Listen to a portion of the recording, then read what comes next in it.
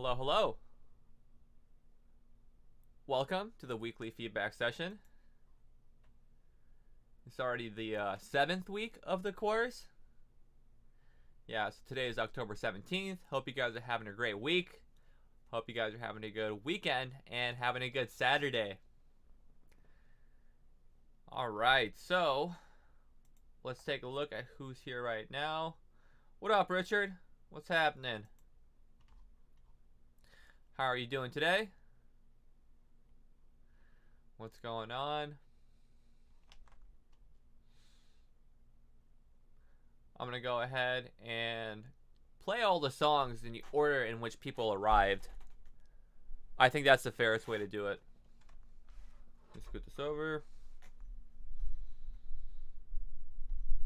My fancy Rode NT1 microphone. I love this thing. You're chilling? Yeah, I'm chilling too. Yeah, well, since you're the first person to comment, let's go ahead and check out your track. The Omega Wolf. I like that picture, man. It's pretty cool. Alright, with that being said, let me go ahead and switch over the view. And let's go ahead and get started. Listen to the song. Oh yeah, I gotta switch my interface. Excuse me.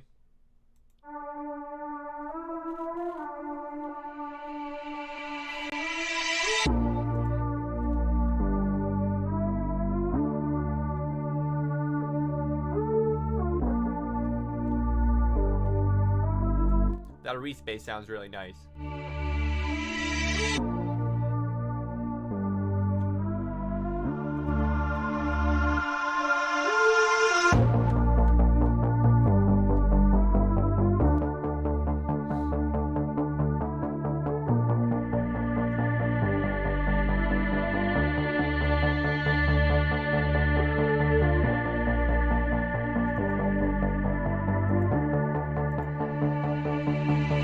What up, Mame?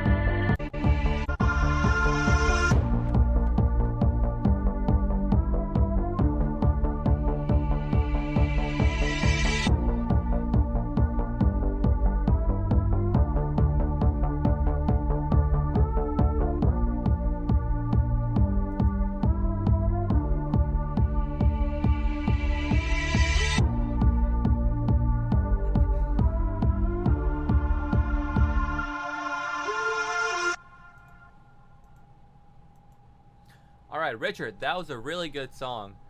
I really like the Reese bass you used. The lead you had in the background, which was kind of like low pass, sounded really cool. I like the drum part that you had. It sounded like all of your instruments were sitting in the right spot. My advice to you for this song would be to include a little bit more variation. It sounded like I was kind of listening to the same part being played over and over again.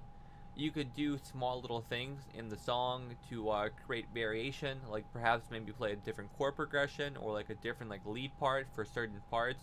So maybe like have like the same lead happen 3 times in a row, and on the 4th time change it up a little bit. And same with like even like the drums. I feel like your drums could evolve more. Like I know for example you have like this middle section over here where it's just kind of like the instrumental portion, and then the drums just kind of like happen. I feel like it would be cool if you had like certain like drums or like rolls or like even orchestral instruments going right here. Not like the whole entire part, but maybe like have one like every like 4 beats, just something new happening in the background, just to, you know, create a little bit more variety. Now, I feel like you should also have some type of elements to increase tension, whether that could be like risers, you can use different effects, or you can do it melodically.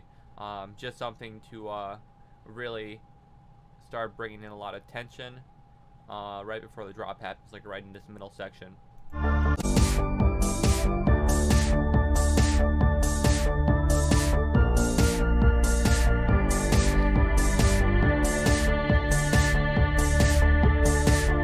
And for example, once it repeats, I would do something to change it. So your drum beat right now, it's like perhaps you can try for the second repeat. You can go like, you know what I mean? And even maybe make some shakers like, you know what I mean? Just to add a little bit more energy, because otherwise it sounds like you're just playing the same section over and over again, and that can get a little bit redundant. So a good way to do that is adding more elements in there, doing like one-time effects like I was saying before, or even changing certain progressions or leads sparingly throughout the drop. So that's my advice for the song. Along with that, it's spooky, man. Definitely feeling the full moon vibes, October vibes. I like it. This is really good, don't get me wrong. I just feel like there's like little small things you could do to work on it some more. So that's what I wanted to express to you. Let's see. I think Mame is working on a song right now. Who was the next person in the room? And then Joe showed up, so we'll listen to Joe's track real quick. And I'll open up this one too while I'm at it.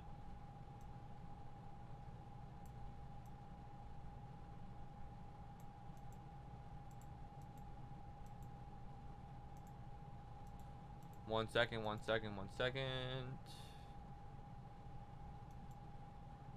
Oh, Mame submitted her track. Okay, perfect. Got a V2 coming in here. Very cool. And let's check out Joe. Looks like he made some pop music this week, according to SoundCloud. I don't know if he put it up there, but let's check it out.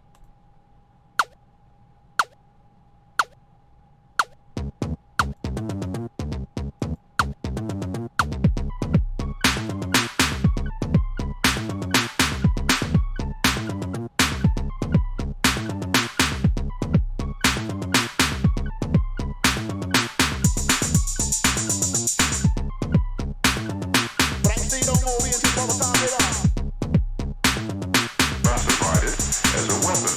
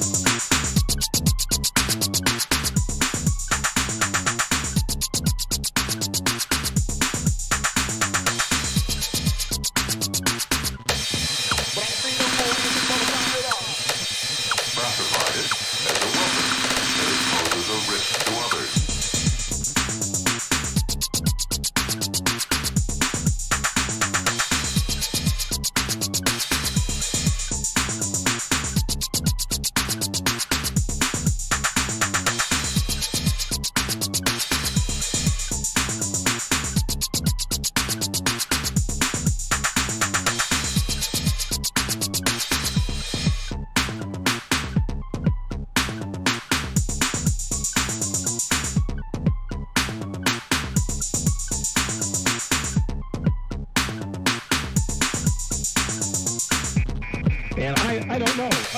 My intellect tells me to reject that. Joe, that was really cool. Hold on. But you never know. That was a cool little song, man.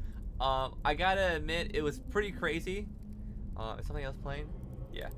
It's pretty crazy. I'll give you that much, because I don't really know any other music that sounds like this. But it was really cool at the same time. Like, I thought that that little bass progression you have was very interesting.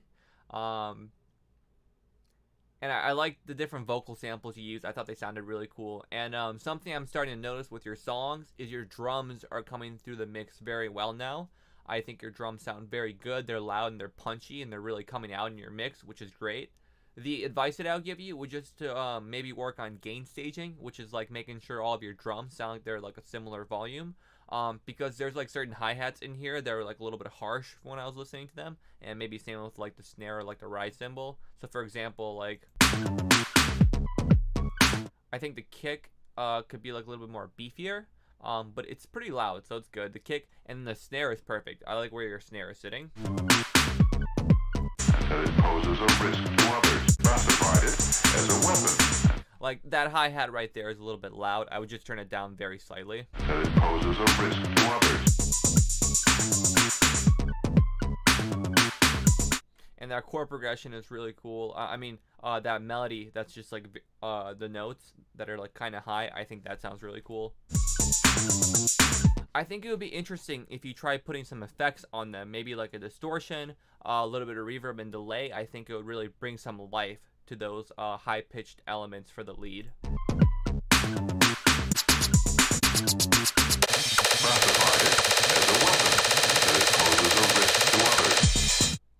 And for that particular part where you have the really fat snare roll, I would do a volume automation. And what I mean by that is I would put the plugin, what is it called? Utility on there, and I would automate it from like a very quiet volume to like a louder one, just so it can like increase in dynamics. I think that would be really cool.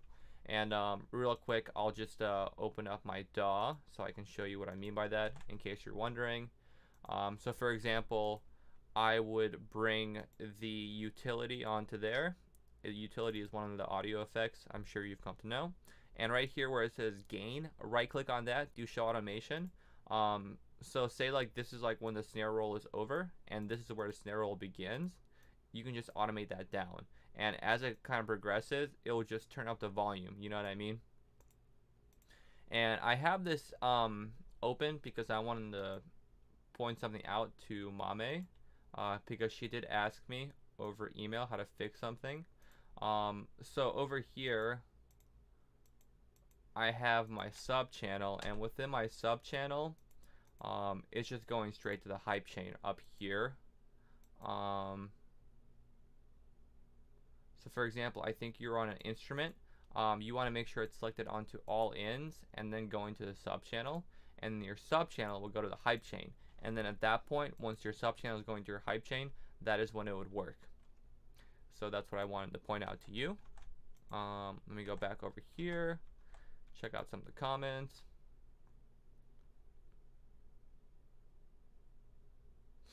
Yeah, and then let me see. Let me go back to your song and just listen to a couple more parts real quick.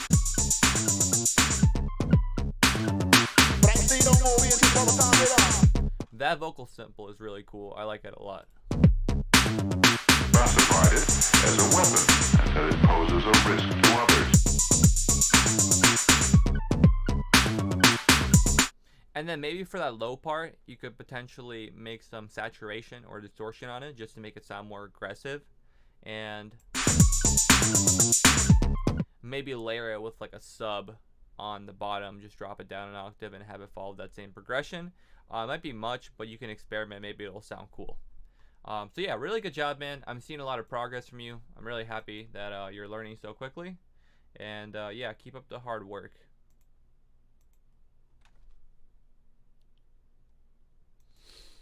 Let's see.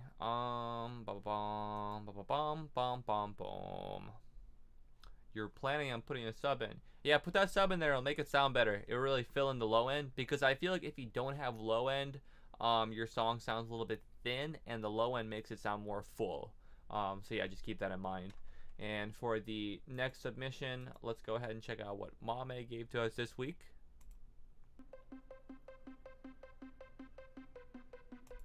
By the way, Mame shreds on the skateboard. She's really good at skateboarding. I just found that out. It's pretty cool.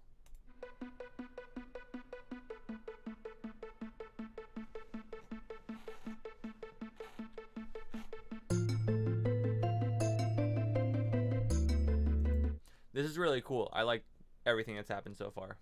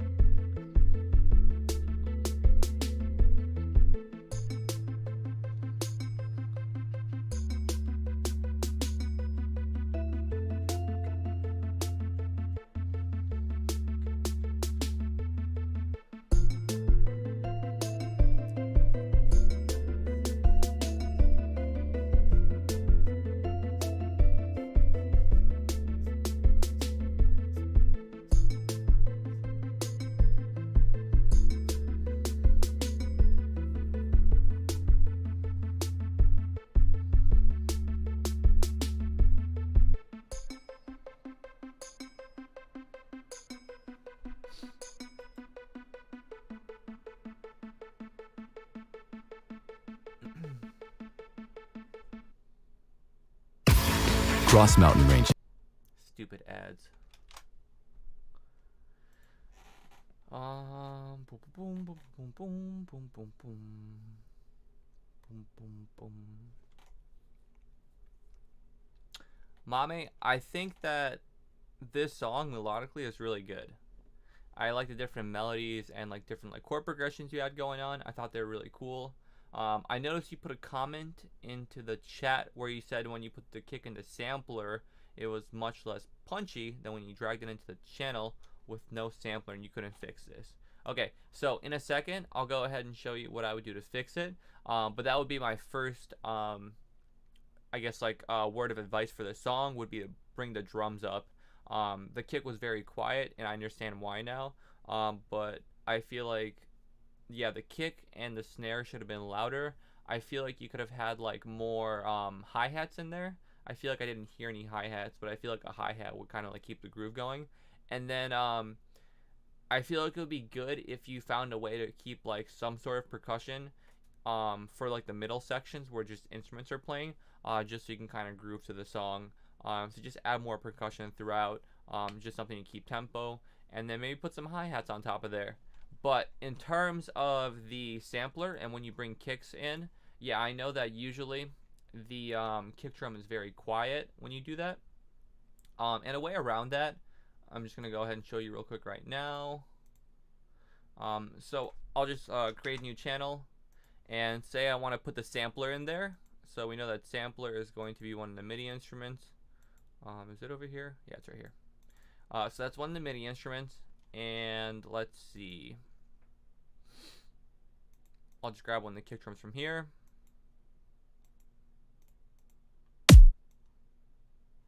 So yeah, let's do a side-by-side comparison real quick.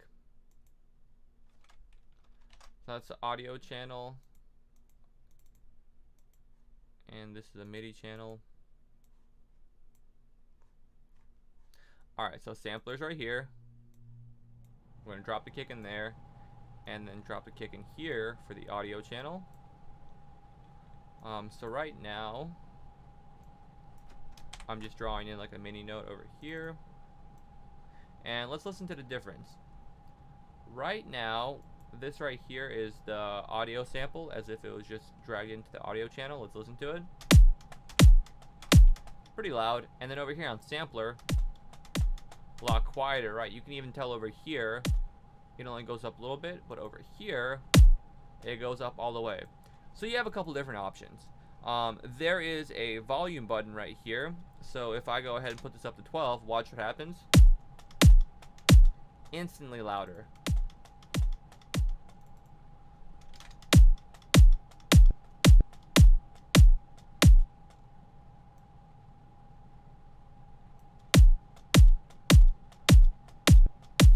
And honestly, you could turn it up some more to the point where when it turns red, that means you're clipping, so that's bad. So there's like a little meter over here on the right hand side.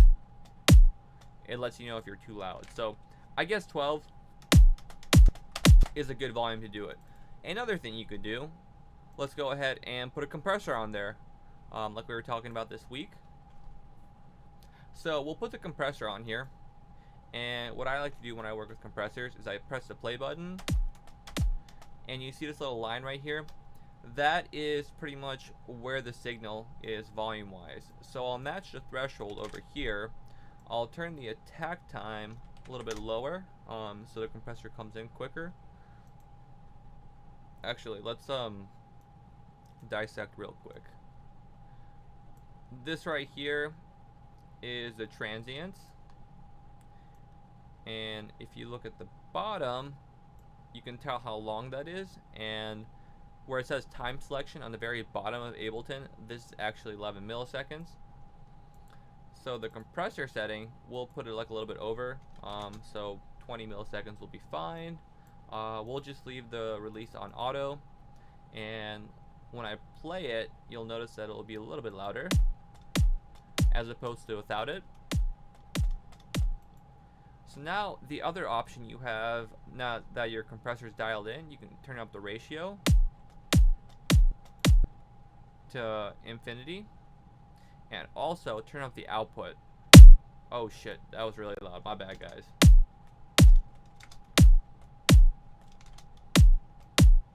So with the infinity to 1 ratio, your attack right past the transients, which is the initial hit of the kick at 20 milliseconds, and the release on auto, the threshold at -15, and the output at 3, we can attain volume like this. Now without the compressor, big difference.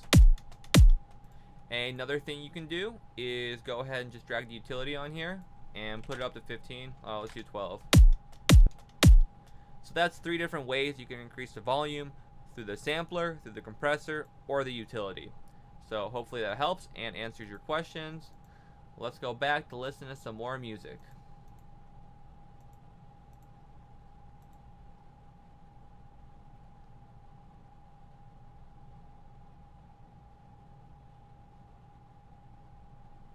Yeah, you can just turn the output up. Super simple, and it accomplishes the volume just fine. So those are the 3 different things you can do. Let's go back over here and we'll listen to Lori's submission. But yeah, good job for this week. Like I said, just sprinkle in more percussive elements, keep like the drums going. And if you're trying to make hip-hop music, listen to a lot of hip-hop and see what they do with their drums and try to emulate it, because it's a pretty typical formula that producers follow within specific genres, and if you can get acquainted with those, it will be a lot easier for you to write within that genre. So that's my word of advice. Hearing voices inside my head, they keep me up when I lie in bed. It's like my mind is a little thread, unraveling slow since the day you left. And all I hear is, and all I hear is, and all I hear is, and all I hear is, and all I hear is,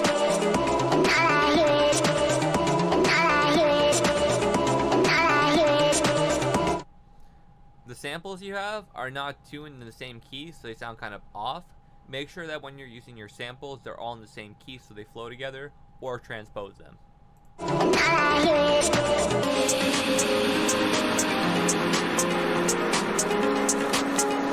So change your vocal melody to match the key of the rest of the song.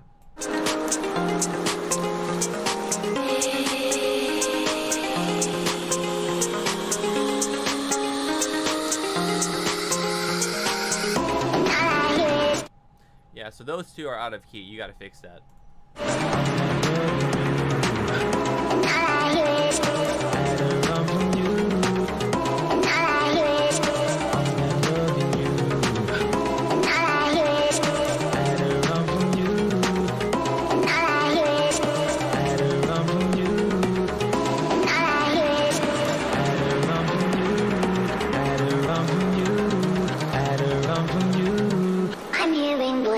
Inside my head.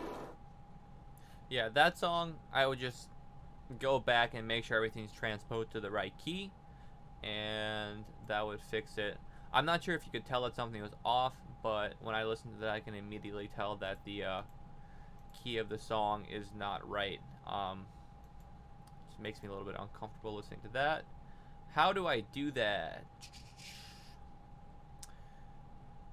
Okay, so how do you know the key?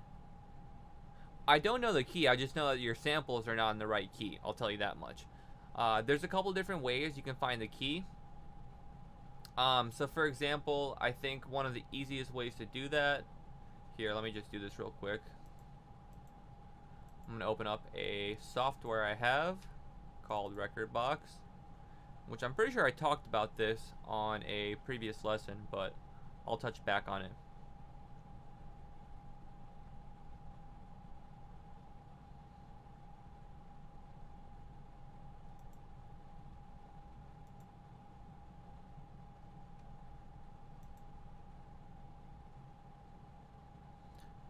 So yeah, give me just 1 second while I open up the software. I feel like when you're first starting out and you're like starting out with production, one of the easiest ways to find the key of a song is, the first way would be the sample tells you what key it's in. The second way would be you can put it through some kind of like software that's going to analyze the key signature for you. And then the third way, which is a little bit more complex, is you can kind of like play on a piano and find out what notes are a part of that sample, and then find the key out like that. And I guess the fourth way, which is something I don't have yet, it's called perfect pitch. You can just kind of tell what key something is just by listening to it. I think it's a myth, but I don't know. Apparently some people have it, which is kind of crazy. So I feel like since you're starting out, the best way to get the software called Rekordbox, and you can drag in your samples into Rekordbox, and once Rekordbox is finished analyzing the samples, it will tell you what key it's in. And then once you know what key it's in, say for example, like your vocal sample is in the key of C major, and then your other sample is in the key of F. You would just have to either pitch the vocals up or down to match the same key. So for example, if we're going up, I'm sure you know what a piano roll looks like. You have notes C, and then C sharp, D, D sharp, then you have E, and then F. So how many steps is that? Okay, so let's count.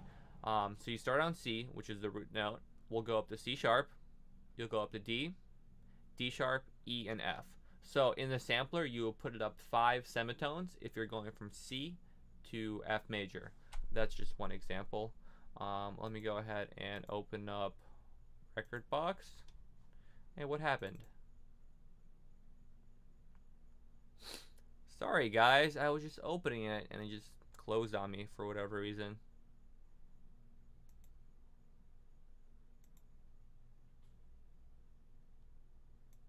Okay, so let me switch over my screen. Okay, so this right here is called Rekordbox. It's a DJ software. It's how you get your playlist ready in order to perform on turntables, which are called CDJs, which is kind of like the industry standard right now. So, for example, if I wanted to take a song off of my computer, let me just go to my folder where I put all my music. Let's say, for example, I would like to put this song in here. You drag it and you put it within the software. You pick the BPM and key and make sure both those are selected, and then you hit OK.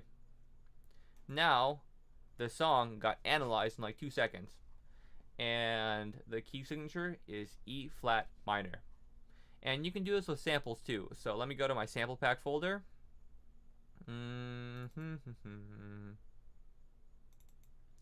Let's say, for example, I'm going to go ahead and use this vocal sample.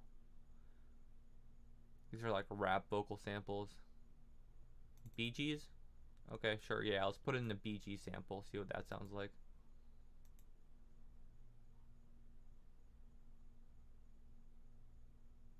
And as you can tell, just like that, I know the BPM is 104, pretty much 105 beats per minute, and the key signature is C. So let me go back over here.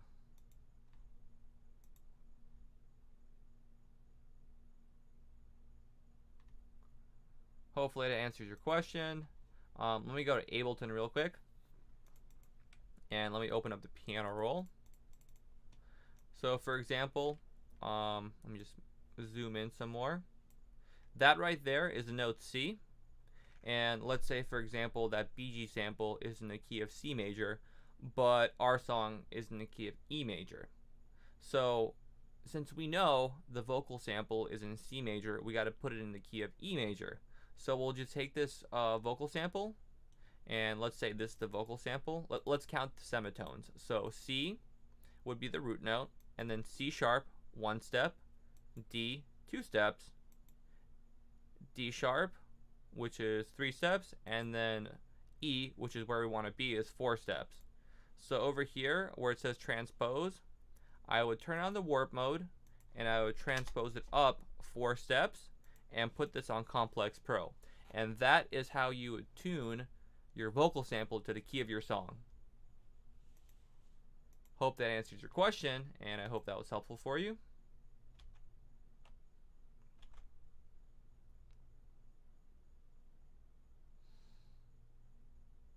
Do you need to purchase it? No, Rekordbox is completely free. Let me just go ahead and type it in.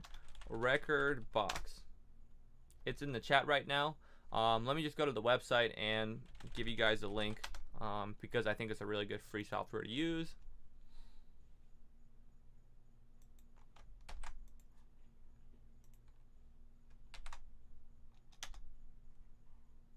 Can that be done with non-vocal samples? To an extent, yes. I think you can. But for example, Mame, give me like a non-vocal sample that you would want to tune.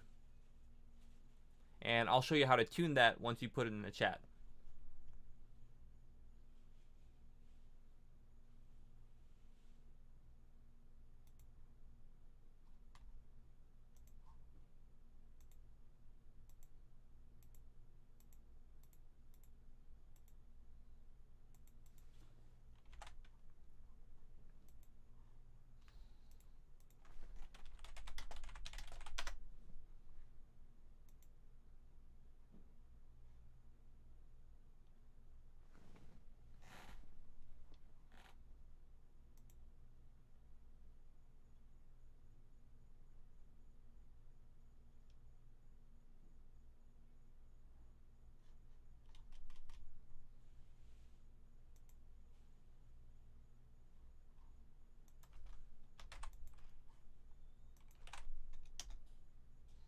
Any particular sample, Mame?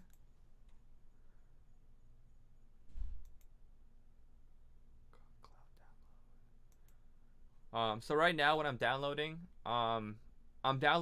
okay, it would be hard for me to go and find that, but say I like an 808 sample, but it's in C and I want it in E.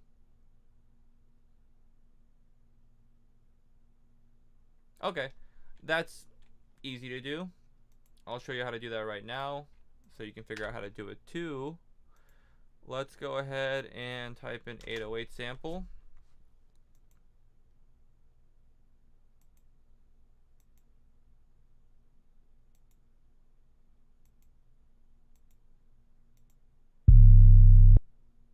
Alright, so we got a fat 808 right there. It's in the key of C.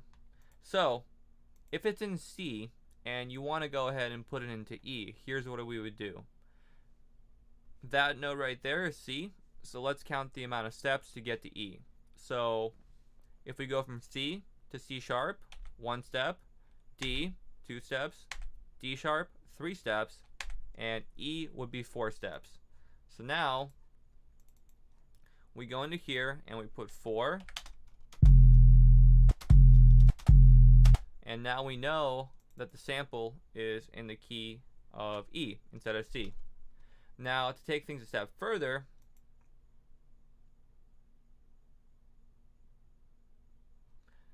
I'm going to go ahead and I dropped a link for one, Rekordbox. You can go ahead and use that to analyze your samples.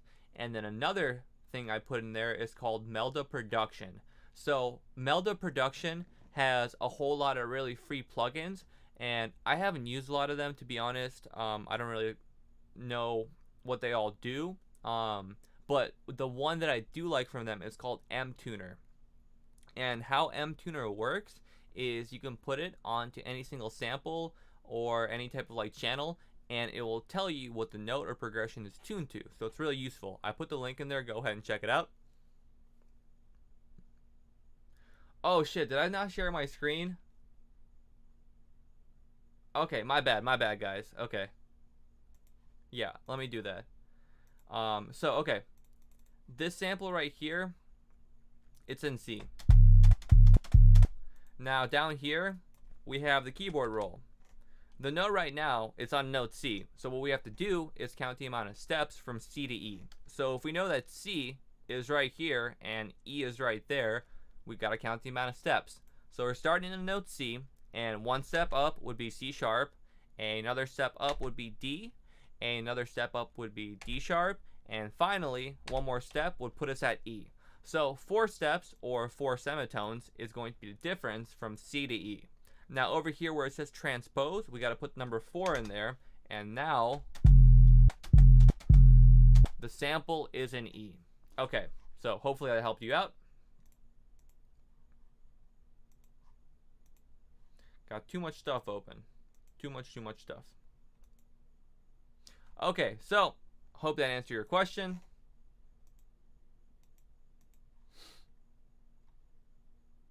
Man, track still not found. Okay, so yeah, quick recap. You can use Rekordbox or Melda Production, MTuner, to find out the sample and the tuning. As usual, I'm going to go ahead and open up the floor for any type of questions that you may have. So if you guys need any help figuring something out, let me know. I'm here for you, like usual, because we had like, 4 people submit assignments today. We got a class of like 20 people, but only 4 people are doing their assignment. So these feedback sessions run a little bit smaller, but it's cool because it's more intimate, so I like it anyway.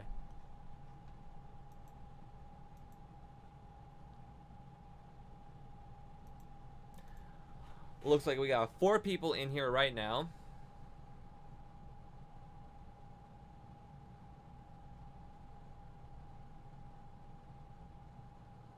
The volume graph.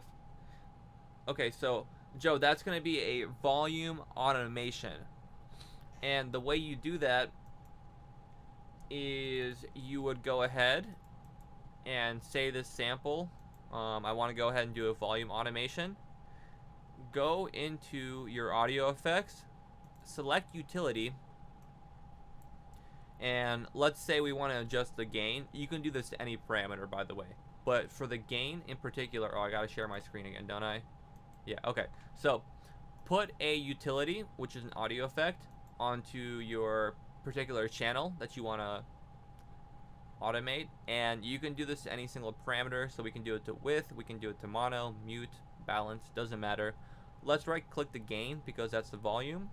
Right click, show automation in new lane, and over here, if you wanted to start quiet and get loud, right here on the right hand side is where it's going to be the loudest, right? So we'll put that onto 0.0, which is a normal volume, and over here we'll drag it down to be negative infinity. So it will just get louder as this automation happens.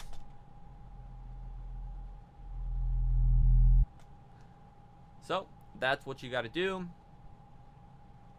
Nothing too crazy. I think you can handle it based on the assignments that you've been producing. I've been hearing a lot of improvement with your music. Show screen, yeah, I just showed it, man. Sorry. I gotta remember to switch back and forth between the screens with the streaming software that I'm using. But yeah, that's how you would do it. I think that's like a really useful tool to have when you're writing music.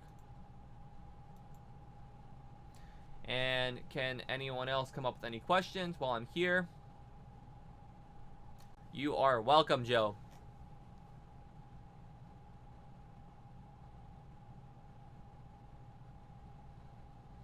Going to keep the floor open for a couple more minutes. Feel free to ask me anything. Oh, whoops. Sorry, guys.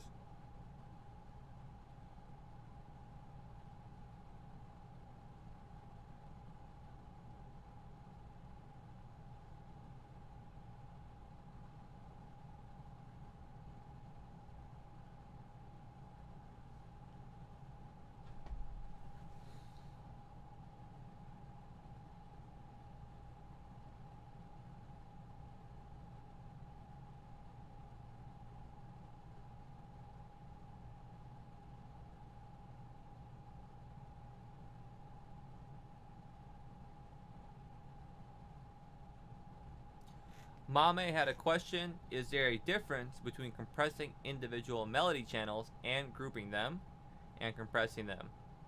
Like, are the results different? Yes, there is a very big difference between doing it individually and by group. So I believe that if you're working with like a vocal part, I think it's better to just go ahead and say you have 4 different vocal parts, to just compress them individually. And if you want them to be, let's see, nah, that's not a good way to put it. So I would go ahead and group them, and if you want them to sound like they are similar in volume, I would put a loop compressor over the whole entire channel. So go ahead and compress the 4 individual vocal parts so they can be all one volume, and then group those 4 vocal parts and put a glue compressor onto them. And same with like snares. Say you want your snares to be like the same volume. You kind of want them to be like uniform and kind of like one big snare drum. You can layer 4 snare drums on top of one another and then put a glue compressor on the whole entire snare group, and they'll sound really full, and I like to do that with my snares. Joe said there have been 2 feedback sessions not on YouTube, which we will have access. Well, we have access to these videos later. Okay, Joe, message me and let me know which ones you want to see. They should all be available for you on the platform. And then Lori said, do you know if there's a standard drum beat when doing EDM? My drum beats seem slow. Yes, and the type of drum beats that you have are all dependent on the type of dance music you're making. So Lori, give me an example of a type of EDM music you want to make. And in the meantime, I can show you some different like drum beats that I think will explain that for you. So for example, if we're making like a house song, the main thing you want to have is like the 4 on the floor, like doo doo doo doo, and then you want to have this snare drum and like the hi-hats to be like, it's like kind of like the boots and cats and boots and cats and boots and cats. But enough with my lame beatboxing. Let me just show you what it sounds like. Where they at? Where they at? So, for example, this would be like house music. House music is at 126. Actually, excuse me, anywhere from 120 to like 128 beats per minute. And this is what a house song would sound like, drum beat wise.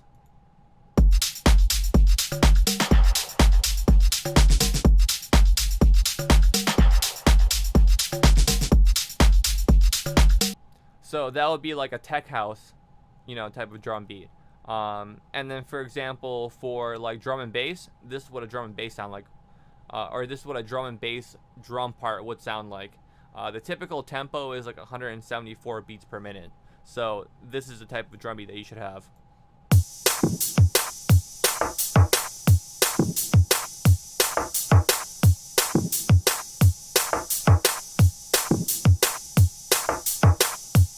Now, if you're making like dubstep, let me see if I have any dubstep drum samples. I probably do.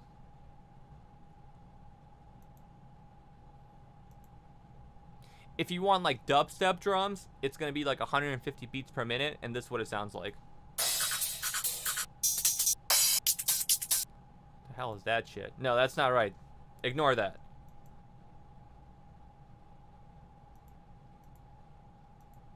Alright, so this is what you want dubstep sound like. This is what you want dubstep drums to sound like.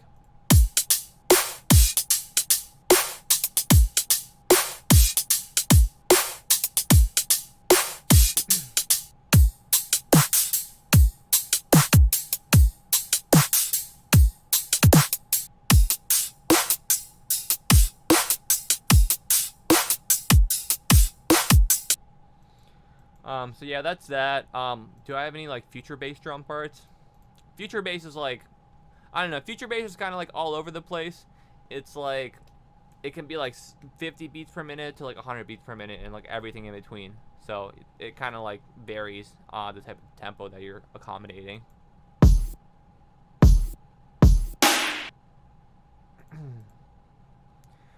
What other genres can I show you real quick? You can have like trap drums. So like trap music is like very similar to like trap hip hop music, and the drum parts are pretty much just like 808s with like really fast hi-hats and snares. Do I have any full drum loops? Where's it at? Trap City sample pack loops. Kind of like this, I guess.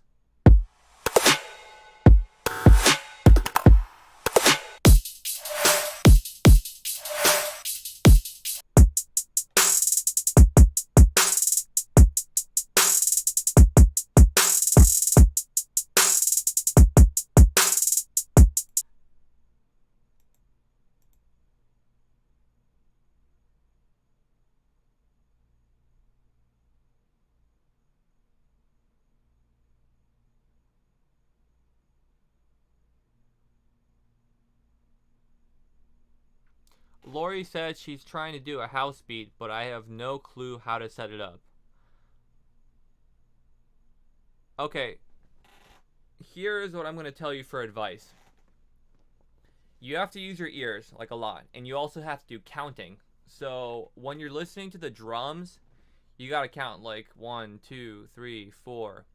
And then, based off of that, you got to anticipate where the drums are going to be. So while you're counting, pay attention to where the different drums are being hit. So I did an example last week with Mame. I'm probably going to turn it into a like a lesson so you guys can have this for future use. I want to keep updating the course, so anytime you guys have questions, I want to include that in the course. But let me go ahead and share my screen. I'll open up Ableton and I'll go ahead and load like a drum sample real quick. Anyway, screw this. Let me just open up a new channel. Completely new project file. When it comes to a house beat, you want to make sure that the kick drum is on the 4. So it's like 1, 2, 3, 4, 1, 2, 3, 4. And I showed you how to do this in a previous lesson when I told you to do like a full-time beat. Remember when you made that full-time beat? That's a house beat. So you want the kick drum, 1, 2, 3, 4. You want the snare drum, 1, 2, 3, 4. So 2 and 4. And then in between those notes is where you put the hi-hats. So go back to that lesson and review the full-time drum beat. That's how you make a house beat. And we'll make it simple.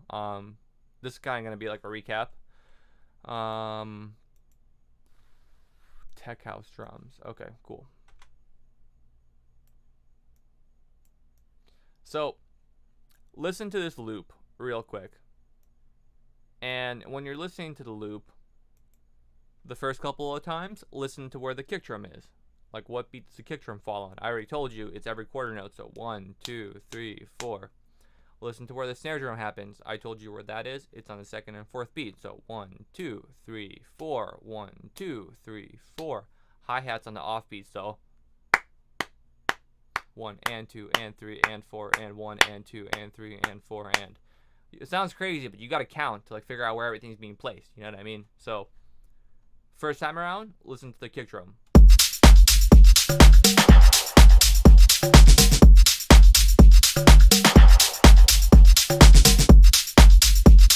The kick drum just like boom, boom, boom, boom. 4 on the floor. That means it's hit every single time. 1, 2, 3, 4.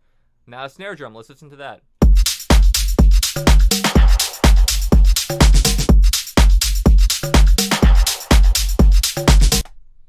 Hi-hat. It's just kind of going like. The hi-hat's going like.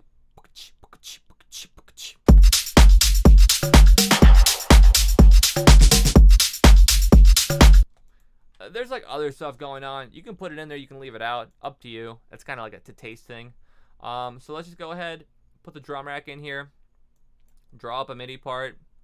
Matter of fact, I'll even do it like this, and I'll try to replicate it. So we already know the kick drum is on a quarter note, so that's every 4 beats. And we'll go ahead and put the snare drum right here, layer it with a clap. We'll take it, copy and paste it, and then we said the hi-hat was like chicka-ta, chicka-ta, chicka-ta, chicka-ta. We know that the open hi-hat is usually on the offbeat, so 1 and 2 and 3 and 4 and is like in between the kick drum and also the snare drum.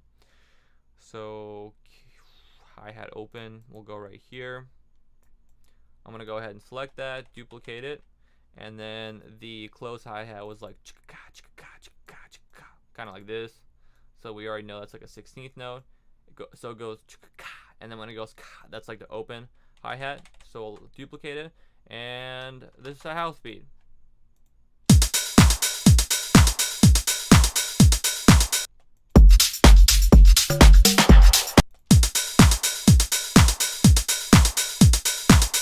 And then of course you go in, maybe you would change the placement of some of the notes, take some of them out. Maybe replace some of the drum samples with ones that you like more.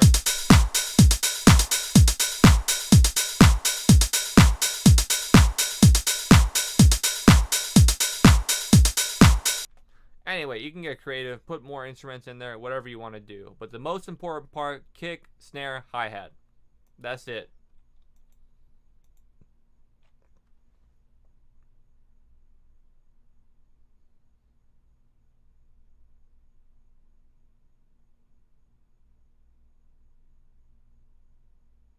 If it seems slow, pick up the tempo. House music is like 120 to like 128. That's what you gotta remember.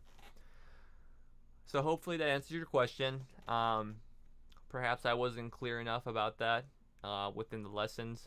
But you got it? Okay, awesome. You are welcome very much. I'm happy I could be of help to you. And yeah, I guess that wraps up the questioning portion of this live stream. Thank you guys so much for attending. Thank you for staying dedicated. Like I said, Joe, let me know which ones you need access to, and I'll make it happen. And yeah, I'll see you guys this Monday. Have a great rest of your weekend, and I'll talk to you later. Peace out, everybody.